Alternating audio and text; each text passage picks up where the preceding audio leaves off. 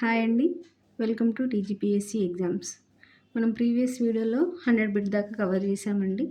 So 100 bit వచ్చేసరికి మనకేంటంటే నిజాం పేష్కర్ చందుల 60 లక్షల అప్పు 18% వడ్డీతో 6 వార్షిక వాయిదాలలో ఈ పామరెంట్ కంపెనీ నుంచి అప్పు తీసుకున్నాడని మనం డిస్కస్ చేసామండి. సో ఇప్పుడు మనం 101 బిట్ నుంచి మనం నెక్స్ట్ ఏం జరిగింది అనేది బిట్ వైస్ మనం డిస్కస్ చేసుకుంటూ వెళ్దామండి. సో 101 బిట్ వచ్చేసరికి మనకి పామరెంట్ కంపెనీ సంవత్సరానికి 24 లక్షల అప్పు ఇచ్చి 30 లక్షల ఇన్కమ్ ఇచ్చే ఏ జిల్లాను కౌలుకు తీసుకుంది? ఏంటంటే పామరెంట్ కంపెనీ 24 లక్షల అప్పు ఇచ్చిందండి. ఇచ్చి అప్పుకు బదులుగా ఒక జిల్లాను కౌలుకు తీసుకుందండి. ఆ జిల్లా నుంచి వచ్చే ఇన్కమ్ ఎంత అంటే 30 లాక్స్. సో ఇచ్చిన దానికంటే ఎక్కువ వస్తుంది కదండి ఇన్కము. సో ఇది మనం గుర్తుపెట్టుకోవాలి. దేన్ని తీసుకుందంటే బీరార్ జిల్లాని తీసుకుంది కౌలుకి.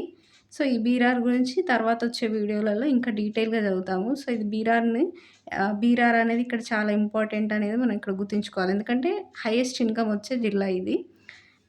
అందుకని చెప్పి 24 లక్షల అప్పుకు బదులుగా ఈ 30 లక్షల ఇన్కమ్ వచ్చి బీరార్ జిల్లాను ఈ పామరెంట్ కంపెనీ కౌలుకు తీసుకుంది.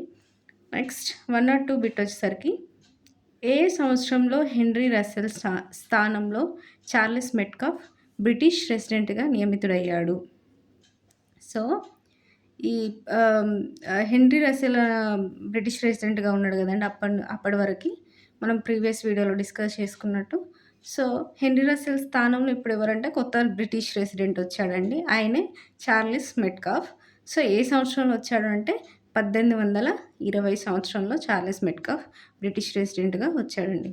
నెక్స్ట్ 103 బిట్ వచ్చేసరికి హైదరాబాద్‌ని ఆర్థిక సంక్షోభం నుంచి బయట వేసిన వారు ఎవరు? సో హెన్రీ రస్సెల్ ఏమో మనకు రస్సెల్ బ్రిగేడ్ అనే సైన్యాన్ని క్రియేట్ చేసి దానికోసం అని అప్పులు చేయించాడు నిజాంతో. సో ఆయన వెళ్ళిపోయినాక ఆయన ప్లేస్‌లో వచ్చిన చార్లెస్ మెట్కాఫ్ ఏం చేశాడంటే అప్పటికి అప్పులు ఎక్కువ ఉండి ఎక్కువ అధిక శాతం వడ్డీ కడుతున్న నిజాం గవర్నమెంట్‌ని ఆ ఆర్థిక సంక్షోభం నుంచి బయట వేశాడండి. అందుకే చార్లెస్ మెట్కాఫ్ అనే అతను చాలా ఇంపార్టెంట్. ఈయన ఏ సంవత్సరంలో వచ్చాడనేది కూడా ఇంపార్టెంట్. ఏ సంవత్సరం అంటే 1820.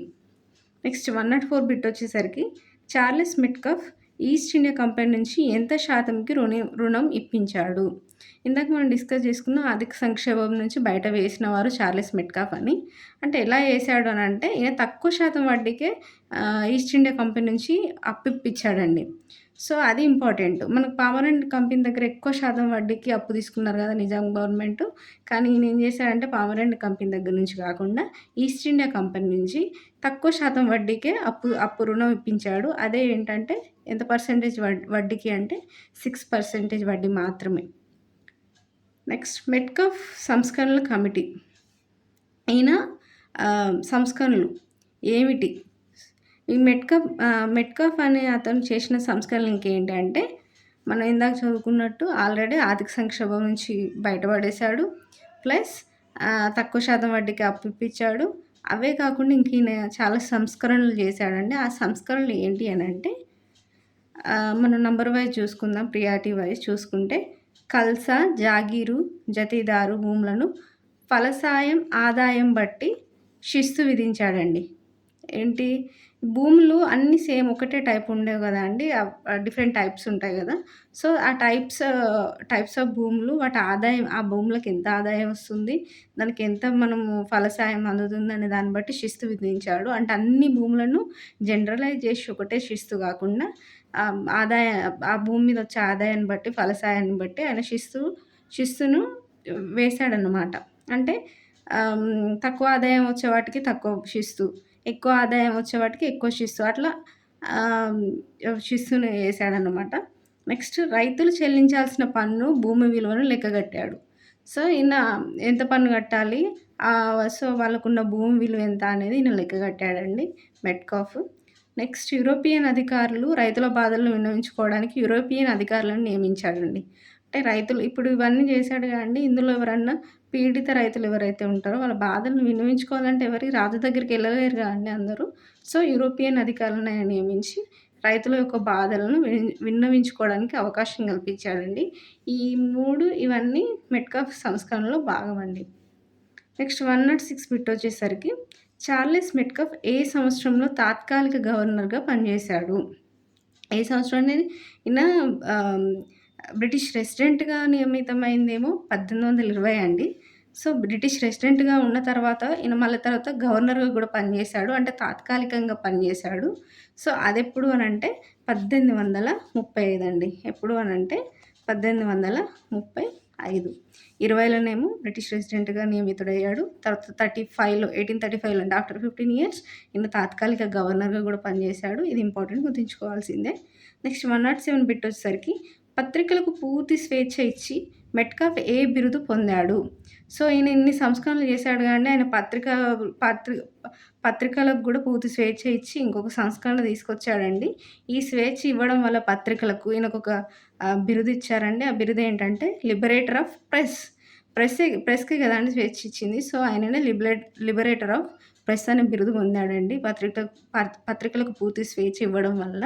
సో, ఇది 107 బిట్ దీని గురించి చెప్తుంది. నెక్స్ట్ 108 బిట్ వచ్చేసరికి సికిందర్జా దివాన్ మీర్ ఆలం చెరువును ఎప్పుడు తవ్వించాడు? సో, ఇప్పుడు మనం చదివే సికిందర్జా గురించే గదండీ! అంటే డ్యూరింగ్ సికిందర్జా పీరియడ్ గురించే గదా మనం చదువుతుంది. సో, అసఫ్‌జా 3 అయినటువంటి సికిందర్జా దివాన్ ఎవరు అంటే అప్పుడు మీర్ ఆలం. చార్లెస్ మెట్‌కాఫ్ ఎవరు మరి అంటే ఫస్ట్ బ్రిటిష్ రెసిడెంట్. ఆ తర్వాత కొన్ని తాత్కాలికంగా గవర్నర్‌గా పనిచేశాడు. ఇక్కడ మీర్ ఆలం ఎవరు అంటే సికిందర్జా యొక్క దివాన్ అంటే ప్రధానమంత్రి అన్నమాట. సో, ఈ మీరాలం ఏమంటే, మీరాలం చెరువును తవ్వించాడండి. ఆయన పేరు మీదనే మీరాలం చెరువును తవ్విచ్చాడు. ఏ సంవత్సరంలో తవ్విచ్చాడు అంటే 1804లో తవ్విచ్చాడండి. స్టార్ట్ చేశాడు. 6లో కంప్లీట్ అయింది. సో, మీరాలం చెరువు ఎవరు తవ్వించారు? ఎప్పుడు తవ్వించారు? ఎవరు తవ్వించారు? మీరాలం తవ్వించాడు. ఎప్పుడు తవ్వించారు? 1804లో తవ్వించారు.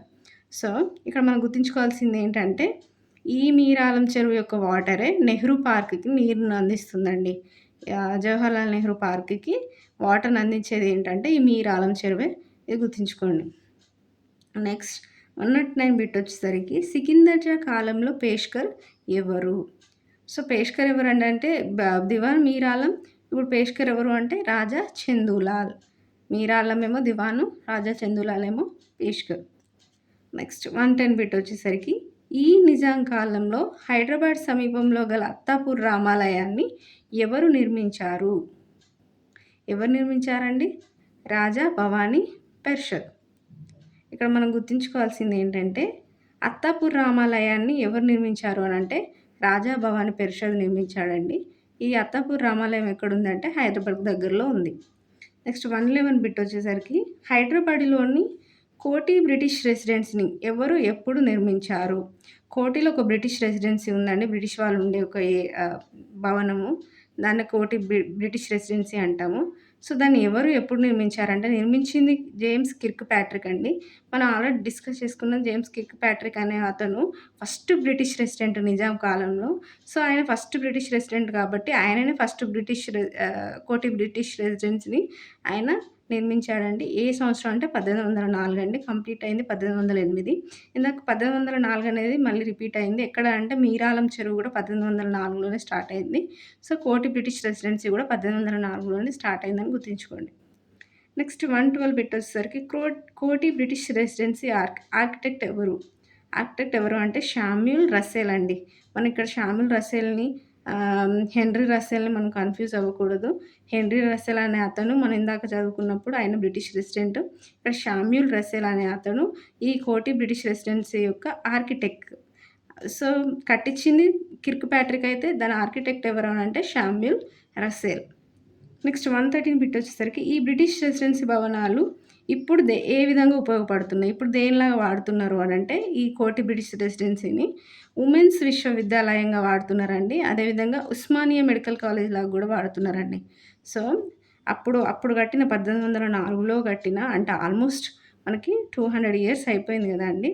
సో, 200 ఇయర్స్ బిఫోర్ కట్టిన ఈ కోటి బ్రిటిష్ రెసిడెన్సీని ఇప్పుడు ఎలా వాడుతున్నారు అనంటే women university plus Osmania medical college ఇప్పుడు ప్రస్తుతం ఉన్న ఉస్మానియా మెడికల్ కాలేజ్ లాగా వాడుతున్నారండి.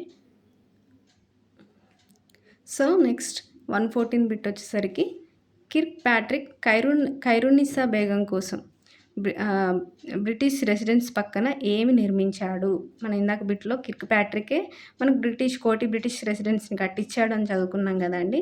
సో, ఈ కోటి బ్రిటిష్ రెసిడెన్సీ పక్కనే ఇంకొక భవనాన్ని గూడా నిర్మించాడండి. అది ఎవరి కోసం అంటే ఖైరునిసా కోసమండి. ఆ భవనాన్ని ఏమని పిలుస్తున్నారు అనంటే రంగ్ మహల్. రంగ్ మహల్ అనేది కిర్క్ ప్యాట్రిక్ ఖైరునిసా కోసం కట్టించిన భవనం అండి. ఇది ఎక్కడుంది అంటే బ్రిటిష్ రెసిడెన్స్ పక్కనే ఉంది అండి. సో, ఈ రంగ్ మహల్ ఎవరు కట్టించారు? ఎవరి కోసం కట్టించారు అనేది ఇంపార్టెంట్. నెక్స్ట్ 115 బిట్ వచ్చేసరికి ఖైరునిసా రంగ్ మహల్ ప్రస్తుతం దేనిలాగా ఉపయోగపడుతుంది? దేనిలాగా వాడుతున్నారు అనంటే ఫిజిక్స్ ల్యాబొరేటరీ లాగా వాడుతున్నారండి ఈ రంగ్ మహల్‌ని. ఈ రంగ్ మహల్ ఖైరునిసా కోసం కట్టించబడిన భవంతి. దాన్నిప్పుడు ఫిజిక్స్ ల్యాబొరేటరీగా వాడుతున్నారు.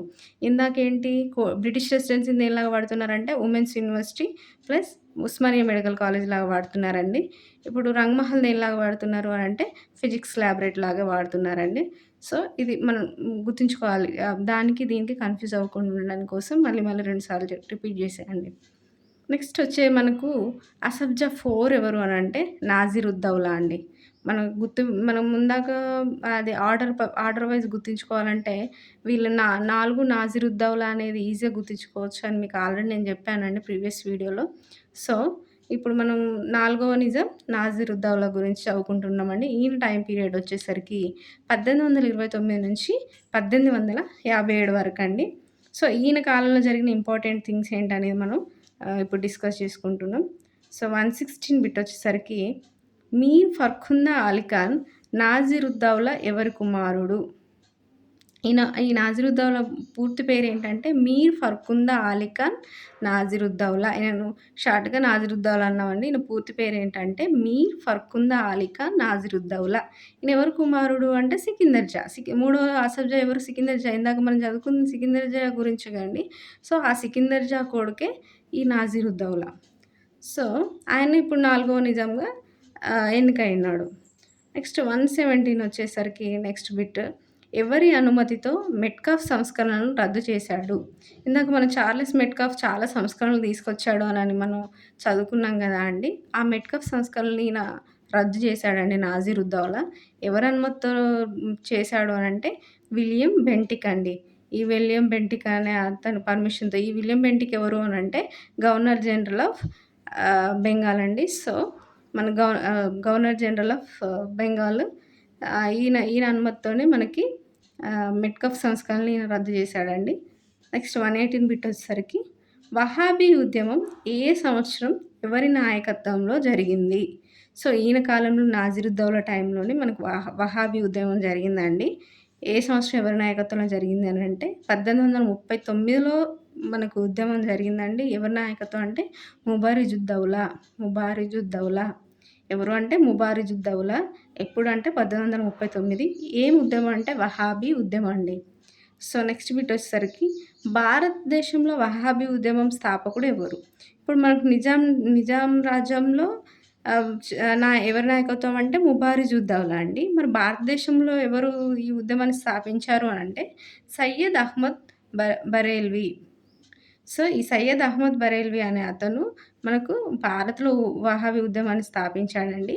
సో, అదే మనకు నిజాం రాజ్యంలో జరిగింది. ఆ నిజాం రాజ్యంలో జరిగినప్పుడు నాయకత్వం వహించింది ముబారిజుద్దౌలా. సో, అసలు ఈ వహాబీ ఉద్యమం అంటే ఏంటి? దీని గురించి మనం ఎందుకు చదువుకుంటున్నాం అంటే, ఈ వహాబీ ఉద్యమం అనేది ఫస్టు బ్రిటిష్ అండ్ సిక్కులకు వ్యతిరేకంగా పోరాడిందండి ఈ వహాబీ ఉద్యమము స్టార్టింగ్‌లో. అంటే బ్రిటిష్‌లకు, సిక్కులకు వ్యతిరేకంగా పోరాడి, ఆ తర్వాత ఇదే జాతీయోద్యమంగా మారిందండి. అంటే మొత్తం ఇండియా వైడ్‌గా ఈ వహాబీ ఉద్యమం అనేది స్ప్రెడ్ అయిపోయింది. స్టార్టింగ్‌లో ఏంటంటే ఓన్లీ బ్రిటిష్‌కి, సిక్కులకు మాత్రమే వ్యతిరేకం. కానీ తర్వాత ఇదే జాతీయోద్యమంగా మారిందండి. నెక్స్ట్ 120 బిట్ వచ్చేసరికి ముబారిజుద్దౌలా ఎవరు? అసలు ఈ ముబారిజుద్దౌలా వహాబీ ఉద్యమానికి నిజాం రాజ్యంలో నాయకత్వం వహించాడు కాబట్టి ఈయనను బంధించారండి. అసలు ఈయన ఎవరు? ఈ ముబారిజుద్దౌలా ఎవరు అనంటే నాజిరుద్దౌలా సవతి సోదరుడు. అంటే నాజిరుద్దౌలాకు సోదరుడే. కాకపోతే సొంత సోదరుడు కాదు, సవతి సోదరుడు. సో, అందుకే ఈ ముబారిజుద్దౌలా నాజిరుద్దౌలాకి వ్యతిరేకంగా ఈ వహాబీ ఉద్యమంలో పాల్గొని వహాబీ ఉద్యమానికి నాయకత్వం వహించాడండి. సో, నెక్స్ట్ 121 బిట్ వచ్చేసరికి ముబారిజుద్దౌలా అనుచరులు ఎవరు? ఈ ముబారిద్దౌలాకి అనుచరులు ఉన్నారండి ఈ ఉద్యమంలో. ఎవరెవరు అంటే పోకార్ అమల్, గులాం రసూల్ ఖాన్, లాల్ ఖాన్, ఫకర్ మహమ్మద్. ఎవరెవరు అంటే పోకార్ అమల్, గులాం రసూల్ ఖాన్, లాల్ ఖాన్, ఫకర్ మహమ్మద్. ఈ పేర్లు గుర్తుంచుకోవాల్సిందే అండి. సో, ఈయన అనుచరులు వీళ్ళు. ఈ నలుగురు అనే వ్యక్తులు ముబారిజుద్దౌలా యొక్క అనుచరులు. నెక్స్ట్ 122 ముబారజుద్దౌలాకు ఆర్థిక సాయం చేసింది ఎవరు? సో, ఈ నలుగురిలోనే ఈయనకు ఆర్థిక సాయం కూడా చేసినారండి ఒకరు. ఎవరు అంటే పోకార్ అమల్. సో, ఈయన ఇంకొంచెం హైలీ ఇంపార్టెంట్ అండి ఈ నలుగురిలో. సో, పోకార్ అమల్ అనే అతను ఆర్థిక సాయం చేశాడు. ప్లస్ అతనికి అనుచరుడుగా కూడా ఉన్నాడు అనేది గుర్తుంచుకోవాలి. నెక్స్ట్ 123 బిట్ వచ్చేసరికి ముబారిజుద్దౌలాకు వహాబీ ఉద్యమంలో మద్దతు చేసిన కర్నూలు నవాబు ఎవరు? సో, వీళ్ళే కాకుండా ఈయనకు కర్నూలు నవాబు కూడా ఈయనకు మద్దతు చేశాడండి ముబారిజుద్దౌలాకి. ఆయన పేరే గులాం రసూల్ ఖాన్. ఈ కర్నూలు నవాబు పేరు ఏం పేరంటే గులాం రసూల్ ఖాన్. ఎవరికి ఈయన మద్దతు చేశాడంటే ముబారిజుద్దౌలాకి. ఎందుకు చేశాడంటే వహాబీ ఉద్యమంలో భాగంగా ఈ ముబారిజుద్దౌలాకి గులాం రసూల్ ఖాన్ మనకి సపోర్ట్ చేశాడు అనేది ఇక్కడ ఇంపార్టెంట్.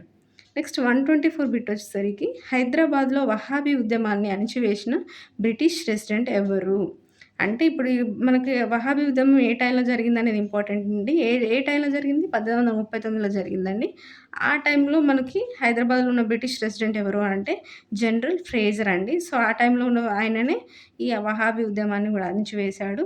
సో, అదే ఇక్కడ మనం డిస్కస్ చేస్తున్నాము. ఎవరు అణిచివేశారు వహాబీ ఉద్యమాన్ని అంటే జనరల్ ఫ్రేజర్ అండి. ఈయన పేరును గుర్తుంచుకోవాలి. నెక్స్ట్ 125 బిట్ వచ్చేసరికి వహాబీ ఉద్యమం నాటి హైదరాబాద్ దివాన్ ఎవరు? సో, బ్రిటిష్ రెసిడెంట్ ఫ్రేజర్ అండి. దివాన్ వచ్చేసరికి చందూలాల్ అండి. ఇది గుర్తుంచుకోవాలి.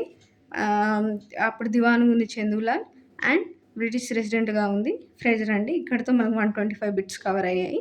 మనం మిగతా బిట్స్‌ని నెక్స్ట్ వీడియోలో కవర్ చేద్దామండి.